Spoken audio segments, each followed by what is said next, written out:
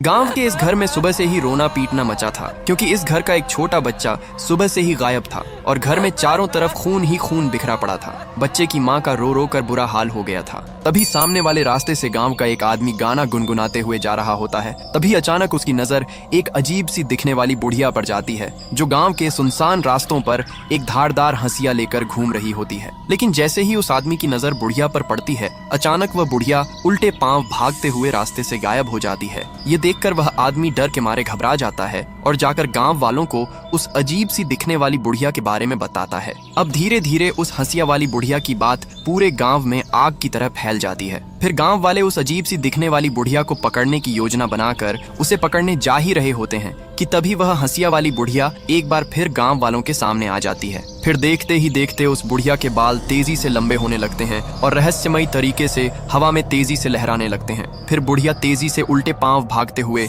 एक बार फिर से गायब हो जाती है। लेकिन सभी गांव वाले एकजुट होकर इस बुढ़िया को ही बच्चे के गायब होने का जिम्मेदार मानकर बुढ़िया को गांव में खोजने के लिए दौड़ पड़ते हैं। लेकिन शातिर बुढ़िया गांव के पीछे वाले सुनसान रास्ते से लोगों की नजरों से बचते हुए एक भारी सूटकेस लेकर भाग जाती है और सूटकेस को झाड़ियों के पीछे बने एक पुराने कुएं में फेंक देती है। तभी गांव वाले बुढ़िया को खोजते हुए उसी पुराने कुएं के पास आ जाते हैं, लेकिन बुढ़िया कुएं में छलांग लगा देती है। तभी कुएं में से एक आवाज आती है, मैंने एक बाबा के कहने पर अपने पोते की सलामती के लिए तेरे बच्चे की बलि चढ़ा दी है। ये सुनकर सभी गांव वाले सन्न रह जाते हैं। लेकिन बेचारी माँ अपने बच्चे के लिए जोर जोर से रोने लगती है, लेकिन फिर भी आपने बेचारे बच्चे के लिए लाइक और सब्सक्राइब नहीं किया।